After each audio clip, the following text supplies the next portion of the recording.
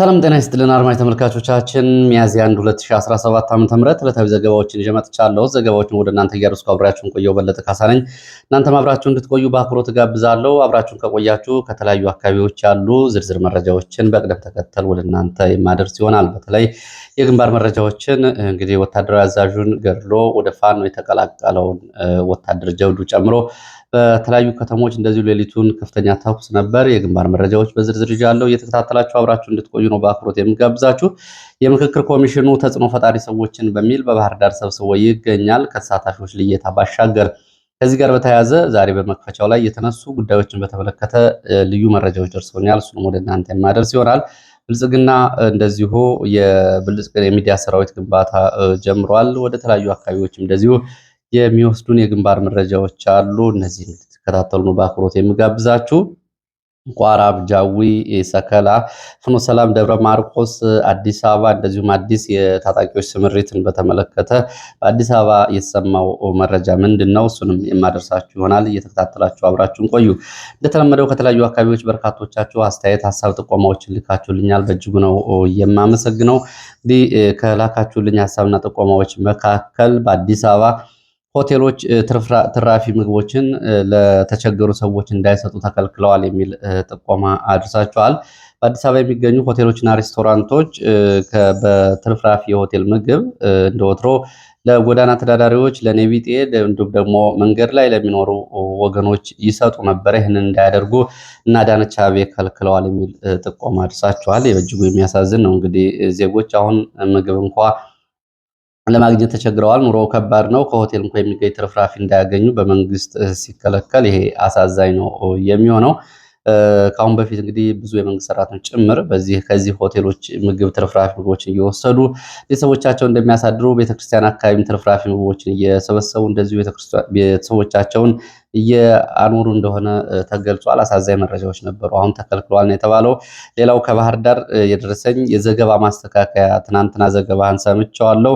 መጋቢት 30 2018 ባህር ዳር አንድ ባለስልጣን ተሽከርካሪ ላይ ፈንጅ ጥቃት ተፈጸመ የሚለው ዘገባ በተመለከተ ሰምቼዋለሁ። የፋኖንም ሪፖርት አይቼዋለሁ። ዘገባ አስተካከል፣ ፋኖም ሪፖርቱን ያስተካከል። ፍርድ ቤቱ ፊት ለፊት የተባበሩት መንግስታት ድርጅት WHO፣ UN ፉድ ፕሮግራም እና ሌሎች ድርጅቶች ናቸው ያሉት። በእነሱ በር ላይ UN በር ላይ ነው የተፈጸመው የፈንጅ ጥቃቱ።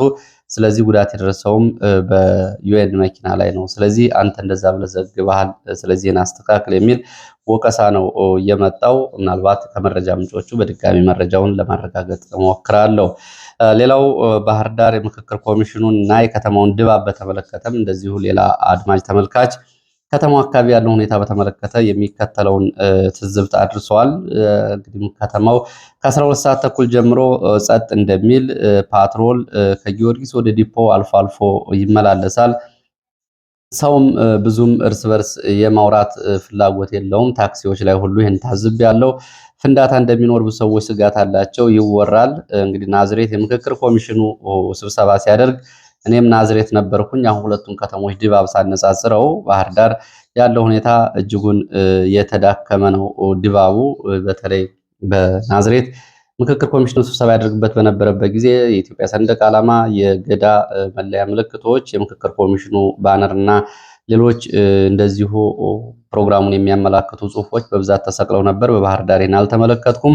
የምክክር ኮሚሽኑ ተሳታፊዎችም የመጡበትን መንገድና ጉዟቸውን በተመለከተም እንደዚሁ ካለው ጦርነት አንጻር በተለየ መንገድ በአዲስ አበባ ዙሪያው የመጡ በርካቶች ስለመኖራቸውም ጨምረው ገልጸዋል። ከመምጣታቸው በፊት አንድ ቀን ቀደም ብሎ በተለያዩ ቦታዎች ስልጠናዎችም ተሰጥተዋቸዋል። ለምሳሌ ደሴ፣ ወልዲያ አካባቢ አጠቃላይ ሁኔታው የይስሙላ ነው የሚል ምልከታ እንዳለው የመረጃ ምንጩ አድርሶኛል። አመሰግናለሁ።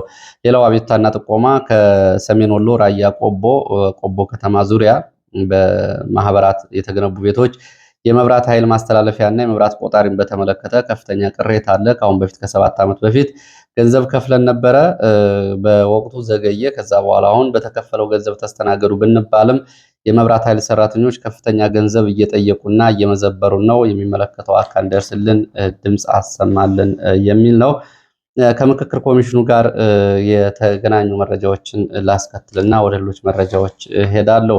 ምክክር ኮሚሽኑ ዛሬ በባህር ዳር እንግዲህ ስብሰባ እያደረገ መሆኑና ሌሎች ከሁለት ነው አንድ በፔዳ የሚደረገው 6200 ተሳታፊዎች ያሉበትና እንደገና ደግሞ ዛሬ ተጽዕኖ ፈጣሪዎች ተብለው በክልሉ ምክር ቤት አዳራሽ እየተደረገ የሚገኝ ስብሰባ ነው። ከዚህ ጋር በተያያዘ ምክክር ኮሚሽኑ መሐመድ ድሪር የአማራ ክልል ህዝብ ፍላጎቶችና ችግሮቹን እንዲፈቱለት በምክክር ይፈታሉ ብሎ ስለሚያምን ከተለያዩ አካባቢዎች ተጉዞ በአንድ ማዕከል በመሰብሰብ በነፃነት እየተሳተፈ ይገኛል። እንግዲህ ይህንን ቃል በቃል ብዙ ትርጉም የሚወጣው ጉዳይ ነው። የአማራ ክልል ህዝብ ፍላጎቶችና ችግሮቹ በምክክር ኮሚሽኑ ይፈቱልኛል ብሎ ስለሚያምን ያው እንደማያምን የሚፈታ ችግር እንደሌለ ያው ይገነዘባሉ፣ ያምናል የሚለውን ያመጡት ለዛ ነው። በነፃነት እየመከረ ነው የሚለው እንግዲህ በነፃነት ላለመምከር አስቸጋሪ ሁኔታዎች እንዳሉም የሚያሳይ ነው።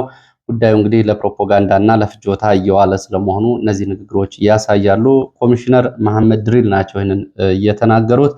ስለዚህ እንግዲህ ከዚህ አንጻር ዛሬ የተደረገ ያለውን ስብሰባ በተመለከተ ተጽዕኖ ፈጣሪ ተብለው የተሰባሰቡ ሰዎች አሉ። ለእነዚህ የተነሱ ጥያቄዎች አሉ። ጥያቄዎቹን የሰጡበት ምላሾችም አንዳንዶቹ ምክክር ኮሚሽኑ እንደተባለው የፖለቲካ ችግሮችን ለመፍታት በኢትዮጵያ ውስጥ ስር ነቀል የሰላምና የአንድነት ወይ ደግሞ የህዝብ ጥያቄዎችን ለመመለስ የሚያስችል ተክለ ቁመና እንደሌለው የሚያሳዩ ናቸው።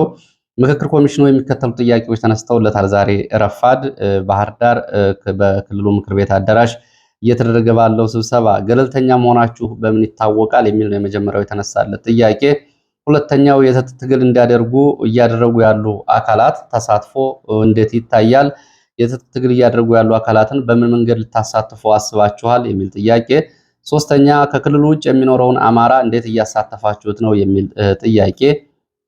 አራተኛ ለምታቀርቡት ጥያቄ መንግስት ቁርጠኛ ነው ወይ? መንግስትስ ይሰማችኋል ወይ? የሚል ጥያቄም ተነስቶላቸዋል። ለዚህ ተጨማሪ የተነሳው ጥያቄ የሽግግር መንግስት እንዳታስቡ፣ የሽግግር መንግስት ጉዳይ እንዳታነሱ ብሎ ጠቅላይ ሚኒስትሩ ዛቻና ማስፈራሪያ ሰጥቷል። ለምሳሌ ይህ ጉዳይን ጨምሮ ሌሎች መሰረታዊ ስር ነቀል ለውጦች ቢነሱ ይህን የማስፈጸም አቅም አላችሁ ወይ ተብለው ተጠይቀዋል።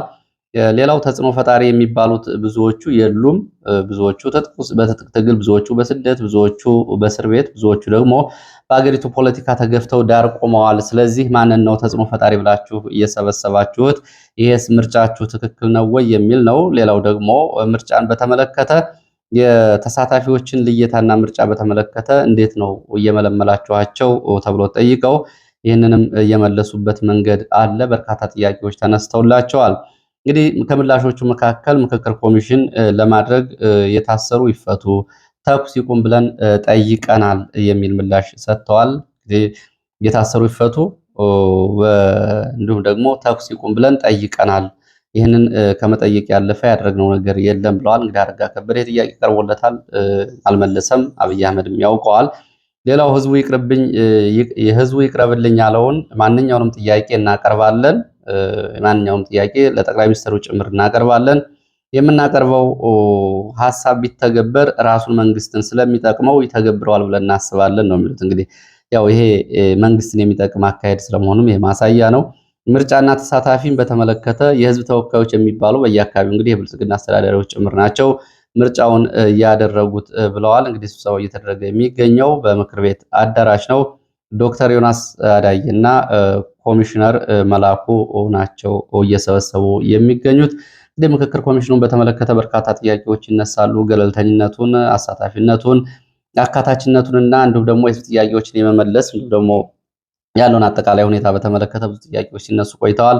አሁን እየተገፋ እዚህ ደርሷል። አሁን እንግዲህ ብዙ ጥያቄዎችን ስቶ እየሄደ ነው። ከምርጫው፣ ከአሳታፊነቱ፣ ከገለልተኝነቱ ጨምሮ እንግዲህ የፖለቲካ ጥያቄ አለን የሚሉ በርካታ በብዙ መቶ ሺህ የሚቆጠሩ ወጣቶች በጫካ እንቅስቃሴ እያደረጉ ነው የሚገኙት። የፖለቲካ ጥያቄ አለን የሚሉም እንደዚሁ ይህንን እንቅስቃሴ እየደገፉ ነው የሚገኙት። ከዛ ባሻገር በርካታ ጋዜጠኞች፣ የምክር ቤት አባላት፣ ፖለቲከኞች እንዲሁም ደግሞ ወጣቶችና ተጽዕኖ ፈጣሪ ሰዎች በዚህ ፖለቲካ ውስጥ ባላቸው ተሳትፎ የህሊና እስረኛ ሆነው እስር ቤት ውስጥ ነው የሚገኙት። እንግዲህ ፖለቲካ በመሳተፋቸው ወይም ደግሞ የፖለቲካ ሀሳቦችን በማራመዳቸው በፖለቲካዊ አመለካከታቸው ዜጎች እየታሰሩ ባለበት ሁኔታ እንዴት ይሄ ይመጣል? ከዛ ባሻገር በርካታ የፖለቲካ ተጽዕኖ ሊፈጥሩ የሚችሉ ምሁራን ፖለቲከኞች በተለያየ መንገድ ተባረው ተገለው ወይ ደግሞ ጉዳዩን ከውጭ ነው እየተመለከቱ ነው የሚገኙት። ስለዚህ ምክክር ኮሚሽኑ እየመከረ ያለው ከማን ጋር ነው ከተባለ በቀጥታም ሆነ በተዘዋዋሪ ከብልጽግና አስተዳደራዊ፣ ማህበራዊና እንዲሁም ደግሞ የኢኮኖሚና ፖለቲካዊ ትስስር ወይ ደግሞ የጸጥታ ትስስር ካላቸው አካላት ነው። ይሄ ደግሞ የተለየ ነገር ሊያመጣ አይችልም የሚለው መከራከሪያ የሚቀርበው ለዚህ ነው። ወደ ሌሎች መረጃዎች አልፋለሁ። ወደ ሌሎች መረጃዎች ሳልፍ ብልጽግና ከሰሞኑ በተለያዩ አካባቢዎች መጠነ ሰፊ የብልጽግና የሚዲያ ሰራዊት ስልጠናን ለመስጠት እየተዘጋጀ ነው የሚል መረጃ አለ። በአዛሬ በአዲስ አበባ የተጀመረ ስልጠና አለ። ብልጽግና ያስጀመረው ድህረ እውነት ዘመን በእውነትና በእውቀት በሚል መፈክር እየተደረገ የሚገኘው ስልጠና ለበርካታ የብልጽግና የሚዲያ ሰራዊት እስከ ቀበሌ ድረስ ይሰጣል ነው የተባለው። እንግዲህ ከዚህ የብልጽግና የሚዲያ ሰራዊት ውስጥ 30 ሺህ የሚሆነው በአዲስ አበባ ነው የሚገኘው የሚሉ መረጃዎች ደርሰውኛል። ከነዚህ ውስጥ እንግዲህ ብዙዎቹ የጠቅላይ ሚኒስትሩና የብልጽግና የገጽታ ግንባታ ላይ ያተኮሩ በርካታ የሚዲያ ሰራዊት በአዲስ አበባ ይገኛል። ጎን ለጎን እንግዲህ የብልጽግና መዋቅርም አብሮ የሚሰራው ስራ ነው። ከነዚህ ውስጥ ደግሞ በተለየ ሁኔታ 600 የሚሆኑ ደግሞ የጠቅላይ ሚኒስትሩ ገጽታ ግንባታ የብልጽግና ስኬቶችና ጉዞዎችን በተመለከተ በየቀኑ አጀንዳዎችን የሚቀርጹ የሚያሰራጩ በመንግስት ወጪ ላፕቶፕ እና ስልኮች ተገዝተው ተሰጥተዋቸው በተለያዩ አካውንት ሂሳብ ይቅርታ በተለያዩ ሐሰተኛ ስሞች እና ገጾች የሚጠቀሙ ናቸው ተብሏል። እንግዲህ ከዝቅተኛ እስከ 12,000 ብር እስከ ግማሽ ሚሊዮን ብር በዶላር ጭምር የሚከፈላቸው የብልጽግና በርካታ የሚዲያ ሰራዊት አባላት አሉ። እንግዲህ በርከት ያለ ቁጥር ተከታይ ያላቸው የማህበራዊ ሚዲያ ተጽዕኖ ፈጣሪ ሰዎችን እየተከታተለ ብልጽግና በዚህ ውስጥ ለማስገባት እንቅስቃሴ ውስጥ ነው የሚሉ መረጃዎች ናቸው ያሉት። ይህንን በተመለከተ ወደፊት ማህበራዊ ሚዲያ ላይ የሚመጡ አሉታዊ ጉዳዮች ካሉ የዚህ ውጤት ነው ሊሆን የሚችለው። ወደ መረጃዎቹ ቀጥላለሁ። የኢትዮጵያ ንግድ ባንክ 3 የክልል መንግስታት ተቀማጭ ገንዘባቸውን ወደ ክልላዊ ባንኮች አዛውረዋል እና ይሄም አሳሳቢ ሆኖብኛል ብለዋል። እነማን እንደሆነ የተገለጸ ነገር የለም። ከዚህ በፊት እንደሚታወቀው ግን የኦሮሚያ ክልል መንግስት ክልላዊ መንግስቱ በኦሮሚያ ህብረት ስራ ባንክ፣ በስንቄ ባንክ፣ በገዳ ባንክ እና በተለያዩ ባንኮች ነው እያንቀሳቀሰ የሚገኘው። ይሄ ብቻ አይደለም። የኢትዮጵያ አየር መንገድም የውጭ ምንዛሬዎችን ጭምር ወደ ኦሮሚያ ህብረት ስራ ባንክ እንዲያዞር ተጠይቋል የሚሉ ሀሳቦች ነበሩ። ማስተያየት ሊሰጡበት ትችላላችሁ። ይሄ አሳስቦኛል ብሏል። እንግዲህ ለወትሮ ኢትዮጵያ ንግድ ባንክን የሚጠቀሙበት የተወሰኑ ክልሎች ነበሩ። የትግራይ ክልል የነበረው ሁኔታ ይታወቃል። በተለይ የኢፈርት ገንዘቦች በሁለቱ ባንኮች ነበር በወጋገንና በአንበሳ ይሄዱ የነበረው። የኦሮሚያ ክልል ደግሞ ቀድሞም በክልል ስም በሚጠሩ ባንኮች ነበር ይጠቀሙ የነበረው። እነማን እንደሆኑ ግን አልተገለጸም። ጉዳዩ አሳሳቢ ነው ተብሏል። ሌላው ወደ ቤኒሻንጉል የሚወስድ መረጃ ነው። ወደ አሶሳ ከተማ የሚያቀኑ የአማራ ተወላጆች ከፍተኛ የሆነ በደል እየተፈጸመባቸው ነው። መታወቂያቸው እየታየ መንገድ ላይ ፍተሻ በሚል ለእስር ለእንግልት እየተዳረጉ ነው ተብሏል። በተለይ ሸረንቆል እና መንጌ ተብለው የሚጠሩ ሁለት ቦታዎች ላይ ባሉ ኬላዎች እየተያዙ ወደ እስር ቤት ይወሰዳሉ። እስር ቤት ከተወሰዱ በኋላ 10 ሺህ ብር በፖሊስ ገንዘብ ይጠየቃሉ። 10 ሺህ ብር ካልከፈሉ አይለቀቁም። በዚህ ምክንያት ለበርካታ ወራት የታሰሩ ይገኛሉ። ስቃይ ውስጥ ነው ያሉት። ወደ የት እንሄድ እያሉ ነው። ድምፅ ሆኗቸው የሚለው ጥቆማና ቤታ ነው የመጣው። ይኸው መረጃው ተላልፏል። ሌላው መረጃችን እንደዚሁ የኢትዮጵያ የጋዜጠኝነት ሙያ ፈቃድን በተመለከተ ውዝግብ ተነስቷል። ምናልባት ፈቃድ የምታወጡ ጋዜጠኞችና ጉዳይ የሚመለከታችሁ ካላችሁ መረጃው ወደ እናንተ ይድረስ። ለኢትዮጵያ የጋዜጠኞች ሙያ ፈቃድን በተመለከተ ውዝግብ የገቡት ሁለት ተቋማት ናቸው። ውዝግቡ የመገናኛ ብዙሃን ባለስልጣንና በኢትዮጵያ መገናኛ ብዙሃን ምክር ቤት መካከል ነው። መገናኛ ብዙሃን ባለስልጣን መግለጫም አውጥቷል። ለጋዜጠኞች የሙያ ብቃትና ማረጋገጫ ምስክር ወረቀት የመስጠት ተግባርም ሆነ ኃላፊነት ያለኝ እኔ ብቻ ነኝ ብሏል። በዚህም እንግዲህ ከአሁን በፊት በተሰጠው አዋጅ መሰረት የባለስልጣኑ እንጂ የመገናኛ ብዙሃን ምክር ቤት አይደለም፣ ይህም ስልጣን የለውም፣ ይህንን እንቅስቃሴ እያደረገ እንደሆነ ሰምቻለሁ በሚል ነው ይህንን የሰጠው።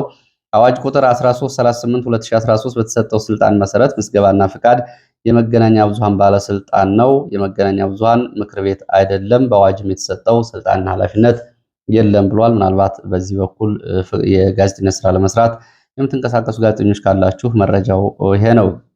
ዓለም አቀፍ የምግብ ፕሮግራም በኢትዮጵያ በ3 ወራት ውስጥ ከጥር እስከ መጋቢት ድረስ 1.3 ሚሊዮን ዜጎች እርዳታ እንደሚያስፈልጋቸው እንግዲህ ተጨማሪ ማለት ነው ገልጿል። የምግብ እርዳታ እጥረት ሳቢያ ለምግብ እህል ማድረስ እንዳልቻለ ነው የገለጸው። በዚህም የከፋ ጉዳት ላለባቸው ብቻ ቅድሚያ ሰጥቼ የተወሰነ አሰራጭቻለሁ። ለተረጂዎች መቅረብ የነበረበት እርዳታም መጠኑ በእጅጉ የቀነሰ ነው። ይህንን ነው እያደረግኩት ብሏል። የገንዘብ ድጋፍ ካልተገኘ ይህም በትንሽ መጠን የሚሰራጨውን ጨምሮ ወደፊት ሙሉ በሙሉ ሊቋረጥ ይችላል የነፍስ አድን ስራው ሲል ነው የዓለም አቀፉ የምግብ ድርጅት የገለጸው። ከዚህ ጋር በተያያዘ በዓለም አቀፍ ደረጃም እንደዚሁ በ11 ሀገራት ላይ ዶናልድ ትራምፕ የሞት ፍርድ ፈርደዋል ብሏል። የተባበሩ መንግስታት ድርጅት የምግብ ፕሮግራም ዶናልድ ትራምፕ የሞት ፍርድ ነው እየፈረዱት በ11 ሀገራት ላይ ብለዋል። ጉዳዩ በእነዚህ ሀገራት ውስጥ የሚገኙ የነፍስ አድን እርዳታ እየተጠባበቁ የሚገኙ ዜጎች ከአሜሪካ መንግስት ይገኝ በነበረ እንግዲህ ገንዘብ እርዳታ እየተገዛ ይደርሳቸው ነበር። ይህ ገንዘብ በትራምፕ አማካይነት የነፍስ አድኑ ማለት ነው እንዲቋረጥ ተደርጓል። ይህ እንዲቋረጥ በመደረጉ በርካታ የህብረተሰብ ክፍሎች በረሃብ እና በቸነፈር ስቃይ ውስጥ ናቸው። የተቋረጠው የነፍስ አድን ስራ እንዲቀጥል ከአሜሪካ ባለስልጣናት ጋር እየተነጋገረ መሆኑን ዓለም አቀፉ የምግብ ድርጅት ገልጿል። በዚህ ውስጥ እንግዲህ ሶማሊያ፣ ዚምባብዌ፣ የመን፣ ሶሪያ፣ አፍጋኒስታን እና እንደ ኢትዮጵያ ያሉ በርካታ ሀገራት ዜጎቻቸው ለከፋ ረሃብና ችግር ተጋልጠው ነው የሚገኙት። አሜሪካ ባለፈው በዩኤስአይዲ በኩል ይቀርብ የነበረውን እርዳታ ካቋረጠች በኋላ አሁን ደግሞ ለነፍስ አድን ወይም ደግሞ ለአስቸኳይ እንኳ እርዳታ ይስተላለፍ የነበረው ገንዘብ እንዲቋረጥ መደረጉ ነው ይህን ችግር እየፈጠረው። ለማንኛውም ከዚህ ጋር በተያያዘ እንግዲህ በኢትዮጵያ ውስጥ ከኤንጂኦ እና ወደ መንግስታዊ ካልሆኑ ድርጅቶች ሰራተኞችን ጨምሮ በርካቶቹ እርዳታ ፈላጊዎች ከፍተኛ ችግር ውስጥ ነው የሚገኙት። ይህንን ለመቅረፍ ኢትዮጵያ ኤድ ወይም ደግሞ የኢትዮጵያ ረድኤት የሚል ከመንግስታዊ ካልሆኑ ተቋማት፣ ከግል ሰራተኞች፣ ከመንግስት ሰራተኞች እንዲሁም ደግሞ ከመንግስት በጀት ላይ እስከ 3% ድረስ እየተወሰደ ይህንን እርዳታ ድርጅት ለማቋቋም በኢትዮጵያ እንቅስቃሴ የተደረገ ነው። አዋጁም ትላንትና ቀርቦ ውይይት ተደርጎበታል። ይህ እንግዲህ ኢትዮጵያ ለጎረቤት ሀገራት ጭምር የአደጋ ስጋት ምላሽ ለመስጠት የሚያስችላትን ድርጅት ለማቋቋም ነው በሚል እንግዲህ ከተለያዩ አካላት ገንዘብ ለመሰብሰብ እንቅስቃሴ እየተደረገ ነው የሚገኘው። የትግራይ ጊዜያዊ ምክር ቤት የልዑካን ቡድን 11 ሀገራት ዲፕሎማቶች ጋር በወቅታዊ ጉዳይ ላይ ተነጋግረዋል። ከእንግሊዝ፣ ከካናዳ፣ ከአውስትራሊያ፣ ከጀርመን፣ ከፈረንሳይ፣ ከጣሊያን፣ ከስዊድን፣ ከኖርዌይ፣ ከፊንላንድ፣ ከዴንማርክ እና ኔዘርላንድ የአምባሳደሮች እና የዲፕሎማቶች ጋር ነው ውይይት ያደረጉት። በትግራይ የተቋቋመው ጊዜያዊ ምክር ቤት የልዑካን ቡድን ተፈናቃዮችን መመለስ፣ የፕሪቶሪያውን ስምምነት ማስተግበር እንዲሁም ደግሞ የትግራይ ጊዜያዊ አስተዳደር ሁኔታና የትግራይን ወቅታዊ ፖለቲካ በተመለከተ ስለመነጋገራቸው መረጃዎቹ ገልጸዋል። ባለፈው ሳምንት እንግዲህ የአሜሪካው አምባሳደር ማሲንጋ ጋር በእነዚህ ጉዳዮች ላይ መነጋገራቸው ይታወቃል። ይሄ እንግዲህ በትግራይ የተቋቋመ ጊዜያዊ ምክር ቤት ተቃዋሚ ፓርቲዎችንም የተለያዩ የህብረተሰብ ክፍሎችን የሚያካትት ነው። በአጭር ጊዜ እንግዲህ በአዲስ አበባ እየተንቀሳቀሰ በርካታ ዲፕሎማሲያዊ ስራዎችን እየሰራ ነው የሚገኘው። ይህ እንግዲህ የሚያስመሰግን ነው። ሌሎችም በዚህ መንገድ በመደራጀት በህዝባቸው ወቅታዊ ፖለቲካ ጉዳይ ላይ ዲፕሎማሲ ስራ እንዲሰሩ ትምህርት የሚሰጥ ነው የሚሆነው። ወደ ሌሎች መረጃዎች ስሻገር የግንባር መረጃዎችን ነው የማስከትለው። በግንባር መረጃዎች እንግዲህ በቋራ ቀጠና በአባይ ዳር ተብሎ የሚጠራ ቀበሌ እኔ አባይ ዳር የሚለውን ስሰማ አባይ ወንዙ ዳር የሚገኝ ቀበሌ መስሎ ነበር። ቋራ ውስጥ የሚገኝ ቀበሌ እንደሆነ ነው የመረጃ ምንጮቹ የገለጹት። ስሙ አባይ ዳር ይባላል። ከታች ከመተከል ፓዊ እስከ አባይ ዳር ቀበሌ ድረስ በቋራ ቀጠና ልዩ ስሙ በተለይ ሰላም አርጊው በተባለ ቦታ ከባድ ውጊያ ተደርጓል። በዚህም ከፍተኛ ሰብአዊ፣ ቁሳዊ ጉዳት ደርሷል። በንጹሃን ላይና በከተማዋ ላይም እንደዚሁ ቃጠሎ ደርሷል። አዲስ ዓለም ተብሎ በሚጠራ ቦታም በተመሳሳይ ከባድ ውጊያ ተደርጓል። ንጹሃን ተጨፍጭፈዋል። 8 ንጹሃን በስም ዝርዝር የተጠቀሱ ንጹሃን ስለመገደላቸው የመረጃ ምንጮቹ ገልጸዋል። ቤት ንብረት እንዲሁም ደግሞ በርካታ ሞተር ብስክሌቶች ከ10 በላይ ሞተር ብስክሌቶች በመንግስት ወታደሮች እንዲቃጠሉ ተደርገዋል። አባይ ዳር በተባለ ቀበሌም ከባድ ውጊያ ተደርጓል። የአማራ ፋኖ አንድነት በጎንደር መይሳው ኮር እነዚህን ውጊያዎች ያደረገ እንደሆነ በቃል አቀባዩ በመምህር አስተውል አምሳሉ በኩል ገልጿል። በዚህ ውጊያ የአድዋ ክፍለ ጦር፣ ነብሮ ብርጌድ፣ ያጣነዋሴ ክፍለ ጦሮችም መሳተፋቸውን ነው የገለጹት። እንግዲህ ቋራ በትላንትናው ጀምሮ ከፓዊ ወደ ቋራ በተለያዩ አካባቢዎች የሱዳንን ኮሪደር ተከትሎ ግዙፍ መካናይዝድ እና እግረኛ ሰራዊት እየተንቀሳቀሰ መሆኑን ነው መረጃዎቹ የሚገልጹት። በዚህ በኩል እንግዲህ መንግስት ካሰማራው ኃይል ከ45 በላይ ወታደራዊ ኮንቮይ ተሽከርካሪዎችን፣ እግረኛ ሰራዊት እንዲሁም ደግሞ በርካታ መካናይዝድ ሰራዊት በዚህ ከፓዊ ቋራ ሱዳን ኮሪደር ድረስ አሰማርቷል ነው። በዚህ ምክንያት ነው ከባድ ውጊያ እየተደረገ ያለው። በዚህም እንግዲህ ቦታዎቹ ከዳንጉር፣ ዲጀር፣ ደሙ፣ ቆታ፣ አንጃኩያ፣ ሱዳን ቋራ፣ አባይ ቀበሌ ድረስ እንዲሁም ቡርጊ ወደ አባይ ዳር ቀበሌ፣ አንጃኩያ ወደ በሙር ወደ ቋራ ከተማ፣ ማምቡክ ዲዘር ወደ ባምባጃ ውሃ እንዲሁም አዲስ ዓለም በተባሉ ቦታዎች ነው ወታደራዊ ስምሪት እየተደረገ ያለው። ይህ እንግዲህ የሱዳንን ኮሪደር የጃዊ እና የቋራን ኮሪደሮች ለመያዝ የሚደረግ ዘመቻ ነው። አባይ ዳር ተብሎ የሚጠራው ቀበሌ አካባቢ እንደዚሁ የድሮን ጥቃት መፈጸሙንም የመረጃ ምንጮቹ ገልጸዋል። በጥቃቱ የደረሰውን ጉዳት ግን ለማረጋገጥ አልተቻለም። በዚሁ በቋራ እንደዚሁ ወደ ደለጎ ከተማ አቅራቢያም ቀዘቀዝ ተብሎ በሚጠራ ቦታ ደለጎ ከፍተኛ ውጥረት አለ። ከፓዊ እስከ ቋራ ሽንፋ ድረስ በኮሪደሩ አካባቢ ከባድ ወታደራዊ እንቅስቃሴ አለ ነው የሚሉት የመረጃ ምንጮቹ። እንግዲህ በዚህ ቀጠና ያለውን አጠቃላይ ሁኔታ እየተከታተልኩ መረጃዎችን የማደርሳችሁ ይሆናል። ወደ ጃዊ በዚሁ በቋራና በጃዊ ቀጠና ባሉ አካባቢዎች ስንሄድ ጃዊ በወታደራዊ ካምፕ ላይ በተፈጸመ ድንገተኛ ጥቃት ከፍተኛ ወታደራዊ ኪሳራ ደርሷል። ትናንትና ምሽት 1 ሰዓት ገደማ የአማራ ፋኖ በጎጃም 4ኛ ክፍለ ጦር መብረቁ ብርጌድ በፈጸመው ድንገተኛ ጥቃት 20 የሚደርሱ የመንግስት ወታደሮች ወዲያውኑ ህይወታቸው አልፏል። በርካቶች ደግሞ ቆስለኛ ሆነዋል። ልዩ ቦታው ይሄ ጥቃቱ የተፈጸመበት ቡኒ ጅራ ተብሎ የሚጠራ ቦታ እንደሆነ የመረጃ ምንጮቹ ገልጸዋል። ቡኒ ጅራ ተብሎ የሚጠራ ቦታ በተፈጸመ ድንገተኛ ጥቃት ከፍተኛ ሰብአዊ፣ ቁሳዊ ጉዳት ደርሷል። ሰከላ እንግዲህ ላለፉት 2 ቀናት ውጊያ ሲደረግበት የነበረ አካባቢ ነው። በሰከላ እስከታች እስከ ቋሪት አዴት መስመሮች ድረስ በተለያዩ አካባቢዎች ውጊያዎች ሲደረጉ ነው የሰነበቱት። በተለይ ሰከላ ትናንትና 2ኛ ቀኑን በያዘው ውጊያ በደፈጣ ጥቃት በመንግስት ኃይሎች ላይ እንደዚሁ ጉዳት ደርሷል ተብሏል። በግትም በተባለ ቦታ ግትም ሻለቃ 4 ወታደሮችን የመንግስት ወታደሮች ላይ ጉዳት አድርሻለሁ፣ 3 ቁስለኞችም እንደዚሁ በዚህ ጥቃት ጉዳት ደርሶባቸዋል፣ በርካታ ተተኳሾችም በእጀ ገብተዋል የሚለው ፋኖ በዚህ ጥቃት ባሻገር ፋኖን የተቀላቀሉ የኮማንዶ አባላትም አሉ። እንዲሁም ደግሞ የሞርተር አስተኳሽ በፋኖ በቁጥጥር ስር ውሏል ተብሏል። መረጃውን ያደረሰን የአማራ ፋኖ በጎጃም 3ኛ ክፍለ ጦር ጊዮን ብርጌድ ቃል አቀባይ ፋኖ የቻለ አድማሱ ነው። በዚህ አካባቢ ዛሬም ውጥረቶች አሉ፣ ምንም እንኳ ተኩስ ቢቆም ነው የተባለው። በዚህ ወደ ፍኖተ ሰላም ስንሄድ ፍኖተ ሰላም ከተማ አቅራቢያ ሸምበቁማ ተብሎ የሚጠራ ቦታ ልዩ ስሙ ነብዩ ማልቀሻ ዋርካ ተብሎ በሚጠራው ቦታ በመንግስት ወታደሮች ካምፕ ላይ በተፈጸመ ድንገተኛ ጥቃት እንደዚሁ በ8 የሚደርሱ ወታደሮች ሞትና ቁስለኛ ሆነዋል።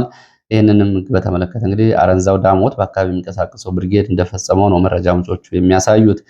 ሌላው ደብረ ማርቆስ ከተማ ነው። ዛሬ ከማለዳው 11 ሰዓት ጀምሮ እስከ 2 ሰዓት ድረስ በተለያዩ የከተማዋ አቅጣጫዎች ከባድ ተኩስ ነበር ተብሏል። በከተማ 2 አቅጣጫዎች ከማለዳ 11 ሰዓት እስከ ጠዋት 2 ሰዓት ድረስ በነበረው ተኩስ የደረሰው አጠቃላይ ዝርዝር ጉዳት አልታወቀም። የአማራ ፋኖ በጎጃም ምክትል ቃል አቀባይ ፋኖ ኦስቲበል በጉዳዩ ላይ ጠይቄው ነበር። ከሰዓት በኋላ ዝርዝር መረጃዎችን ለሚዲያዎች ይፋ እናደርጋለን ብሏል። በአዴት በተለያዩ ቦታዎች የመንግስት ወታደሮች በተለይ የወረዳው የዘመቻ ግብረ ኃይል አስተባባሪዎች በጤና ጣቢያዎች የሚገኙ መድኃኒቶችን ወደ ከተማ እየሰበሰቡ ነው። በዚህ ምክንያት የአካባቢው ነዋሪዎች ከፍተኛ ችግር ላይ ወድቀዋል ሲሉ የመረጃ ምንጮቹ ገልጸዋል። እንግዲህ በተለያዩ አካባቢዎች ወደ ገጠር አካባቢ ያሉ የሕክምና አገልግሎት ሰጪ ተቋማትን ለፋኖ መድኃኒቱ ይደርሳል በሚል የመንግስት ኃይሎች ይህንን ክልከላ እያደረጉ በርካታ እናቶች በመድኃኒት እጥረት፣ ህፃናትም እንደዚሁ በሕክምና ጦት እየሞቱ መሆናቸውን ነው መረጃዎቹ የሚያሳዩት። ወደ ሰሜን ወሎ ውርጌሳ ስንሄድ በሀብሩ ወረዳ ውርጌሳ ከተማ ከማለዳው ጀምሮ ፋኖ ወደ ከተማው የሞርተር ጥቃት እየፈጸመ ነው። ሞርተር እያስወነጨፈ ነው የሚገኘው። በሰዎች ላይ የደረሰ ጉዳት የለም። የተኩሱ ዋና ዓላማ ደግሞ ዛሬ በውርጌሳ ከተማ ብልጽግና ህዝባዊ ስብሰባ ጠርቷል። ይህንን ስብሰባ ለመበተን ያለመ ተኩስ ነው እየተደረገ የሚገኘው ከአምባሰል የተለያዩ ተራሮች አካባቢ ተብሏል። ወደ ሌሎች መረጃዎች እቀጥላለሁ። ወደ ሌሎች መረጃዎች ሲቀጥል ወደ አዲስ አበባ የሚወስደን መረጃ ነው የምናገኘው። ወደ አዲስ አበባ የሚወስደን መረጃ በርካታ ሰላዮች ተሰማርተዋል በሚል የመንግስት የደህንነት ሰዎች ከፍተኛ ጫና ውስጥ ገብተዋል። በአዲስ አበባ በተለይ ኦነግ የኦሮሞ ነጻነት ሰራዊት በርካታ ሰላዮችን አሰማርቷል። የስለላው አይነትና ለስለላ እየተጠቀሙበት ያለው ስልት ደግሞ የወንጌል እንሰብካለን በሚል ወንጌል ሰባኪዎች በመምሰል መጽሐፍ ቅዱስና ሌሎች እንደዚሁ ለሃይማኖታዊ ትምህርት የሚያስፈልጉ ቁሳቁሶችን ይዘው በከተማ ውስጥ በተለያዩ ቦታዎች በግልም በተናጠልም በቡድንም የሚንቀሳቀሱ በርካታ ሰላዮች አሉ የሚለው መረጃ አነጋጋሪ ሆኗል ተብሏል። እንግዲህ ከዚህ ቀደም ባለፈው ሳምንት በቀረበ ሪፖርት በርካታ የኤርትራ የሻዕቢያ ደህንነት የተባሉ የህወሓት ሰዎች የተባሉ የፋኖ አባላት የተባሉና የኦነግ አባላት የተባሉ ከ930 በላይ ሰዎች በመታሰራቸውን የአዲስ አበባ ከተማ አስተዳደር ሰላምና ጸጥታ ቢሮ ባቀረበው ሪፖርት ላይ ገልጾ ነበር። አሁን ደግሞ ይሄ መረጃ ይፋ ሆኗል። ሌላው መረጃችን መረብ ሚዲያ የዘገበችው ነው። መረብ ሚዲያ በዘገባዋ በወልዲያ ዙሪያ አንድ ወታደር አለቃውን ወደሞ ወታደራዊ አዛዡ ላይ እርምጃ ወስዷል ብላለች። ይሄ ወልዲያ ዙሪያ በተለይ አድማ ብተና የሚገኝበት አካባቢ ገብርኤል ተራራ ተብሎ የሚጠራው አካባቢ ነው። የአንድ የአድማ ብተና አባል አዛዡ ላይ እርምጃ የወሰደው። አዛዡ እንግዲህ ድምፅ ቃል በቃል ከቃለ መልሶ የታየው አዛዡ አንድ ታዳጊ ልጃገረድን ለመድፈር ሙከራ ሲያደርግ ነበረ። ይህንን በመቃወሙ ይሄ ተራ አባል ከፍተኛ የሆነ ንቀት የተሞላበት ንግግር መናገሩን ተከትሎ እና በሰዎች ፊትም እንደዚሁ ያልተገባ ተግባራት በማድረጉ የተበሳጨ በሚፈጸሙ ዘመቻዎች በህፃናት ላይና በወገን ላይ በሚደርሰው ልቂት የተበሳጨ ወታደር ነው ይህን የፈጸመው። የአድማ ብተና አባል በአዛዥና በአጃቢዎቹም እንደዚሁ የተከፈተበትን ተኩስም እየተከላከለ ወደ ፋኖ ቀጠና ደርሷል።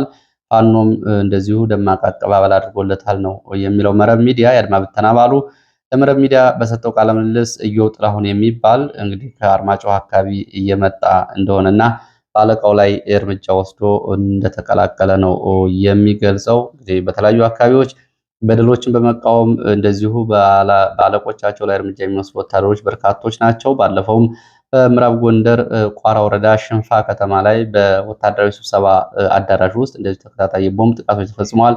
ይህንን ተከትሎ ከ22 በላይ የአማራ ተወላጅ የሆኑ የመከላከያ ሰራዊት አባላት የሞት ቅጣትና የማስተማሪያ እርምጃ በሚል ተረሽነዋል ነው እየተባለው። ወደ አፍሪካ ቀንድ መረጃዎቻችን ነው የምንሄደው። ወደ አፍሪካ ቀንድ መረጃዎቻችን ስንሄድ ሁለት ዋና ዋና መረጃዎችን ይዣለሁ። አንደኛው አይኤስኤስ ዓለም አቀፍ ወታደራዊ የሽብር ማዘዣ ጣቢያውን ወደ ሶማሌላንድ አፍሪካ ቀንድ ፑንትላንድ ቀጠና አዛውሯል የሚለውን የአሜሪካ የአፍሪካ ወታደራዊ አዛዥ ጀነራል ሚካኤል ላንጀሊ ገልጸዋል። ጀነራሉ ጉዳዩ አሜሪካን በእጅጉ ያሳስባታል ብለዋል። እንግዲህ በተለይ አልቃይዳና የኤስኤስ ማዘዣ ጣቢያቸውን ወደዚህ ቀጠና ማስፋፋታቸው በእጅጉ አሳሳቢ ነው ተብሏል። ይህ ጉዳይ በነገራችን ላይ ውሎ አድሮ ለኢትዮጵያም አሳሳቢ ነው የሚሆነው። እንኳን እንደዚህ የተበታተነ አጠቃላይ ሁኔታ ባለበት ጊዜ ጠንካራ ማዕከላዊ ስለላ ባለበት ሁኔታም አልሸባብ እስከ አዲስ አበባ ድረስ ጥቃቶችን ፈጽሞ ያውቃል። ሌላው አልሸባብ የአሜሪካ ወታደራዊ ኮማንዶ አዛዥ በዚሁ ቀጠና የተገደለውን በተመለከተ ግድያውን እኔ ነኝ የፈጸምኩት ብሏል። አሳድ ኦስማን የተባለ የደም ተብሎ የሚጠራው የአሜሪካ ልዩ ጦር በዚህ ቀጠና አሰልጣኝና አስተባባሪ የነበረውን እኔ ነኝ ግድያውን የፈጸምኩት ብሏል። ልዩ ቦታው ደግሞ ጋላመጅ ተብሎ የሚጠራ ቦታ ነው ግድያ የፈጸምኩበት ብሏል። አሜሪካ ይሄ አበሳጭቷታል። ባለፈውም በዚህ ምክንያት እንግዲህ የድሮን ጥቃቶችን መፈጸሟ ይታወቃል። ወደ ሱዳን ስንሄድ ሱዳን በአምባዳ ተብሎ በሚጠራው የምዕራብ ኦምዱርማንን አካባቢ የሱዳን ጦር መቆጣጠሩን መረጃዎች ጠቁመዋል። የሱዳን ጦር እንግዲህ በካርቱምና ዙሪያ የሚገኙ ትንንሽ ከተሞችን እየተቆጣጠረ ነው የሚገኘው። ሌላው በዚህ ቀጠና እንግዲህ ዋና መረጃ የሆነው ደግሞ በትላንትናው ዕለት የግብፅ የደህንነት መስሪያ ቤት ዋና ኃላፊ ሐሰን መሐመድ ራሽድ ከጀኔራል አልፈታህ አልቡርሃን ጋር በፖርት ሱዳን ተገናኝተዋል። እንግዲህ ምን ጉዳዮች ተነጋገሩ የሚለው በዝርዝር አልተገለጸም፣ ግን ተገናኝተዋል። የግብፅ የደህንነት ኃላፊ ናቸው ወደ ሱዳን ወታደራዊ መሪ ጋር የተገናኙት። በዚህ ቀጠና እንግዲህ ግብፅ ቀደም ብሎ ከኤርትራ ከሞቃዲሾ ባለስልጣናት ጋር በተለይ በአባይ ጉዳይ ይዛው የቆየችው ጉዳይ አለ። አሁን ደግሞ በሱዳን ጦርነት በተለይ አልቡርሃንን በመደገፍ ግብፅ እስከ አየር ኃይል ድረስ ድጋፍ እያደረገች ነው የምትገኘው። በኢትዮጵያን ጨምሮ ጉዳዮችን ሊነጋገሩ እንደሚችሉ ግን መገመት ይቻላል። ለሰዓት ያሉኝ አጫጭር መረጃዎች እነዚህ ነው የሚመስሉት። ስለተከታተላችሁ በእጅጉ አመሰግናለሁ። በሌላ ተመሳሳይ መርሃ ግብር እንገናኛለን።